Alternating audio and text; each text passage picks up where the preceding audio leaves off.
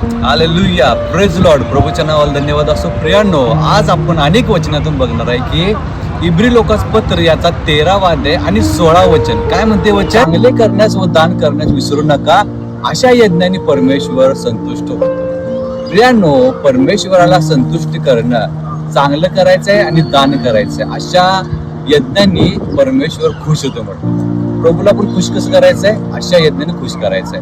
लोकांना खुश करणं खूप सोपं आहे, लोकांना खुश करणं खूप इझी आहे. लोकांना घरी बोलवा, जेवण करा, लोक खुश होतात. पण देवाला खुश करणं सगळ्यात इम्पॉर्टंट आहे. परमेश्वर काय म्हणतोय की चांगले करण्यास व दान करण्यास विसरू नका.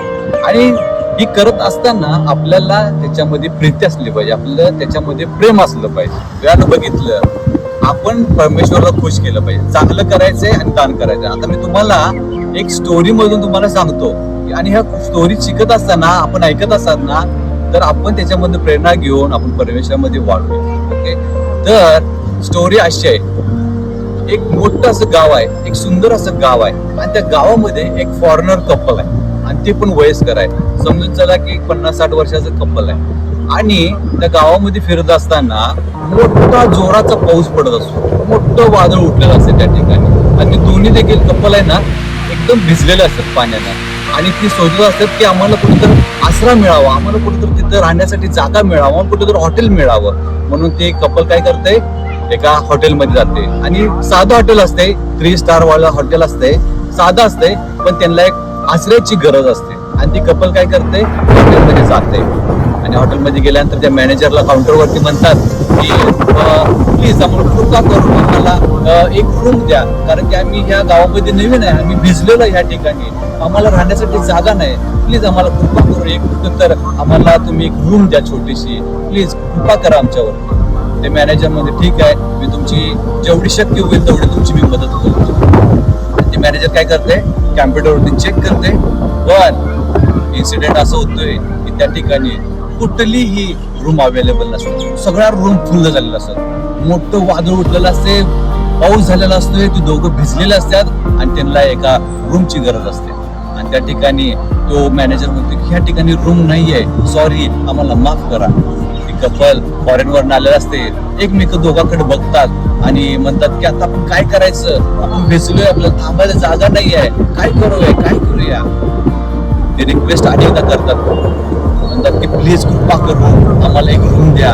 बघा, आणखी एक वेळेस तुम्ही शोधा आणि आम्हाला रूम द्या प्लीज. ते मॅनेजर म्हणते ठीक आहे, तुमच्यासाठी पुन्हा एकदा चेक करतो. आणि ते मॅनेजर काय करते, पुन्हा एकदा चेक करतोय. पण इन्सिडेंट असं होतोय की त्या ठिकाणी कुठलीही रूम नसते, सगळ्या रूम फुल झालेल्या असतात.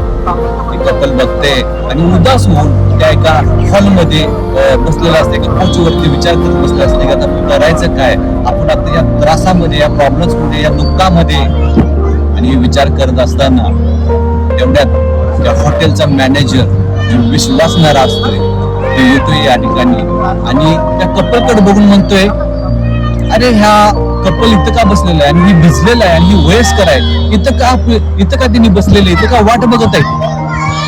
तर त्यावेळेस तो व्यक्ती म्हणतोय की सर, त्यांना एक रूम पाहिजे आहे, पण ह्या ठिकाणी मी बघितलं तर ह्या ठिकाणी कुठलीही रूम नाही आहे, सगळ्या रूम फुल झालेले आहेत. विश्वासणारा म्हणतोय, अरे नीट चेक कर, नीट बघ, रूम कुठं तर अवेलेबल असेल. ते म्हणते सर सॉरी, मला माफ करा, इथं रूम नाही आहे. एक काम कर, वरती जा आणि माझी रूम स्वच्छ कर आणि ह्यांना दे.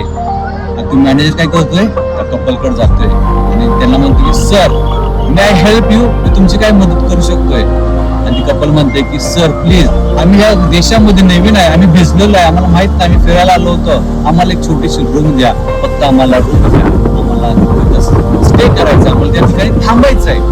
ते मॅनेजर म्हणतोय घाबरू नका सर, तुम्ही फिरू नका सर, मला रूम माझी देतो, आणि ही या किल्ली, आणि तुम्ही वरती जावा आणि तुम्ही आज रात्री माझ्या रूम मध्ये तुम्ही राहा, तुमच्या बदली या हॉलमध्ये मी ह्या ठिकाणी थांबतो. आणि काय होते माहितीये काय, ती कपल त्याचा धन्यवाद करतात, म्हणजे थँक्यू, तुमच्यामुळे आम्हाला रूम दिला, तुमची स्वतःची रूम, आणि आम्हाला दिला तुम्ही, थँक्यू सो मच. आणि ती कपल त्याच्या रूम मध्ये जातात, स्टे करतात, राहतात. बरेच दिवस तिचं स्टे करून राहतात. पण तो मॅनेजर विश्वासणार असतोय. तो एका लॉबीमध्ये, एका हॉलमध्ये, त्या एका कोच वरती झोपलेला असतोय, फक्त त्यांच्यासाठी. तो पण विश्वासणार असल्यामुळं ही सगळी मदत करतो. प्रियांनो, या गोष्टीला बरेच वर्ष होतात. ती कपल आपल्या गावी जाते, मॅनेजरचं काम आपल्या चालू असते, सगळं ठीक असते.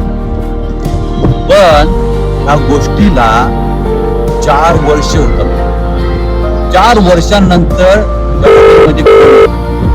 हॉटेलमध्ये फोन आल्यानंतर एक व्यक्ती बोलते आणि म्हणते की मॅनेजरकडे फोन द्या. आणि मॅनेजर त्या फोनवर येतोय आणि मॅनेजर म्हणतोय, हॅलो, कोण बोलतोय? ते व्यक्ती म्हणते की सर, तुम्ही मला ओळखला नाही. सर, तुम्ही मला ओळखला नाही का? मी कोण आहे ते मॅनेजर म्हणते नाही आहे. त्या गोष्टीला 4 वर्षाला असते. ते व्यक्ती म्हणते, तो मी एकच व्यक्ती आहे जेव्हा तुम्ही मला तुमची रूम दिली होती आणि मी बोलत आहे आणि मी फॉरेन वरून तुम्हाला मी कॉल केलेला आहे. ती व्यक्ती म्हणते, हा सर, कसा आहे तुम्ही, बरं आहे का? ती व्यक्ती काय म्हणते, वयस्कर व्यक्ती काय म्हणते माहिती आहे? वयस्कर व्यक्ती म्हणतोय, सर, तुमच्यासाठी मी फ्लाईट तिकीट पाठवल्या आणि तुम्ही त्या फ्लाईट मध्ये बसून तुम्ही माझ्या गावी या, तुम्ही माझ्या देशी या. आणि तो मॅनेजर इतका खुश होतोय की मला ते फॉरेनला बोलवलंय, मला त्याकडं. आणि ते काय करतात, मॅनेजर आपले कपडे घेतोय, आपली बॅग घेतोय आणि फॉरेनला जातोय. आणि फॉरेनला गेल्यानंतर त्या वयस्कर आजोबांना त्याला एका मोठ्याशा 7 स्टार हॉटेलमध्ये बोलवलेलं असते. आणि 7 स्टार हॉटेलमध्ये बसून 2 जण चहा घेतात आणि त्या हॉटेलमध्ये फिरत असतात. आणि हॉटेलमध्ये फिरत असताना ते वयस्कर व्यक्ती म्हणते, तुमचे मी खूप आभारी आहोत, तुम्ही विश्वासू आहे आणि तुम्ही तुमची स्वतःची रूम दिली, त्याच्याबद्दल मी तुम्हाला काहीतरी देणार आहे. आणि तो वयस्कर व्यक्ती आपल्या खिशामध्ये हात घालतोय आणि खिशातून काहीतरी काढतोय आणि त्याच्या हातामध्ये देतोय. आणि तो मॅनेजर बघतोय हातामध्ये काय असते माहितीये? हातामध्ये त्या 7 स्टार हॉटेलच्या किल्ल्या असतात. त्या वयस्कर व्यक्तींना, त्या मॅनेजरला 7 स्टार हॉटेलच्या किल्ल्या दिलेला असते आणि त्याला म्हणतोय की आजपासून त्या हॉटेलचा मॅनेजर तू आहेस. काय शिकायचं माहिती काय?